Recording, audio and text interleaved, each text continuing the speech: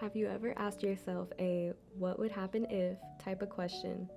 Well then, you and Walter may have more in common than you think. Walter Canyon was not only a pioneer in physiological studies, he was once a kid, a teenager, and a college student who had so many curiosities about the human body. Walter B. Cannon was born in Prairie du Chien, Wisconsin, on October 19th, 1871, from his parents, Wilma Denio and father Colbert Hatchett Cannon. As a child, Walter's family believed in a Calvinistic religion.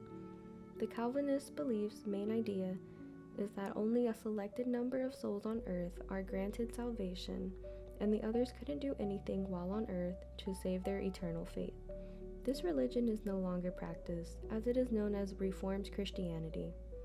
His father, Colbert Hatchett Cannon, worked in the railroad business and later became a superintendent of transportation, while his mother, Wilma Denio, was a high school teacher. Later, when Walter was about 10 years old, his mother was slowly becoming ill with pneumonia while trying to function normally by doing regular house and wife duties.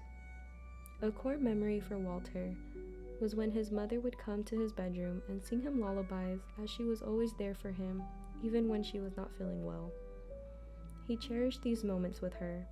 Her last words to Walter were, "Walter, be good to the world." With help from relatives that lived nearby, the family pushed through their daily responsibilities while trying to grieve in private. The father struggled with the death of his wife to the point where children were forbidden to mention their mother's name. Eventually, after about a year, Walter's father remarried his childhood best friend. Her name was Carolina Mower. Walter's father was a man of hard work and had a very curious mind. This led him to keep up with the latest medical treatments and seek opportunities to get involved with science in his own way. He began sparking interest in the medical field and would put together his own equipment to conduct electricity and power it through humans for medical treatment that patients were asking for. Walter started working at a local church around his adolescent years, which delayed his presence in high school, causing him to start high school at the age of 16 years old. Walter's father was not too adamant about him going to school. It was Walter himself who saved up to attend and enroll himself at the age of 16. Walter Cannon attended a primary and a secondary school in Wisconsin before enrolling in college. In Cannon's early high school years, he was introduced to academic readings and discussions from William Wilberforce and Thomas Huxley. Walter was fascinated by the ideas bounced off between Darwinists and traditionalists, that he found himself in a conflict with his own set of beliefs. He strayed away from his household's religion and became more fitting with the naturalist beliefs, in the aspect that the body and mind are inseparable. The academic part of Walter's life was an ever-evolving passion and was not an issue. However, Walter struggled to make friends and feel accepted by his peers.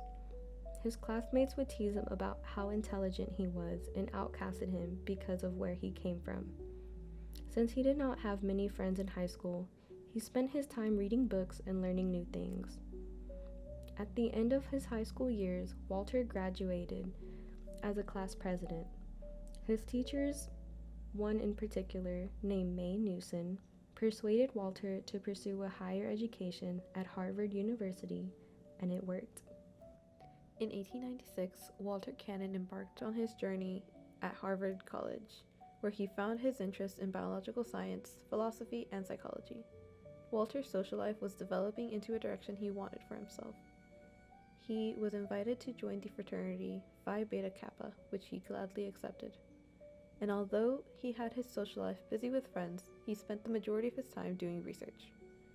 During his first year in medical school, he took on a project with Albert Moser on the use of X-rays to determine how the digestive process worked. Following his graduation from Harvard Medical School, Walter's life took a drastic turn. Walter was enlisted in World War I, where he served as a major in the U.S. Medical Corps, which gave him more insight to the physiological stress and trauma people were put under, and was interested in learning more about this on a detailed level. He described his findings in his book, Bodily Changes in Pain, Hunger, Fear, and Rage. He noted that the sympathico-adrenal system regulated blood supply, coagulability, as well as the glucose supply. He exposed a dog to a cat for a short period of time, noting that the dog became very angry in the cat's presence. Cannon observed that the dog produced very little gastric juice even 15 minutes after the exposure. He wouldn't complete his thought until his next book, Traumatic Shock, where he follows the physiology behind the shock and develops the idea that reinstating normal circulation would resolve shock. In a later publication, The Wisdom of the Human Body, Cannon describes that the human body strives towards harmonious equilibrium, a term he later coined as homeostasis. He describes homeostasis across the body systems. As an example, he sees the heart being the mechanism that regulates how much blood is pumped through the body, while also regulating the amount of oxygen that is delivered to our cells. He explains why the human body shuts down below or above 98.6 degrees Fahrenheit, relating it to cold-blooded animals who do not depend on their metabolism to generate heat. He believes our reflexes form part of this mechanism. For example, we blink whenever we see something fall in our eyes, or we sneeze whenever we feel something go up our nose, or a little bit more simpler, whenever you see a ball being thrown at you. With all that, we see that Walter has an extensive educational background. He maintained his good relations with Harvard by remaining as a professor. He also later ended up getting married to Cornelia James Cannon and started a wonderful family with her, having 4 daughters and a son. His son later continued to follow his father's footsteps, pursuing a career in the line of military plastic surgery.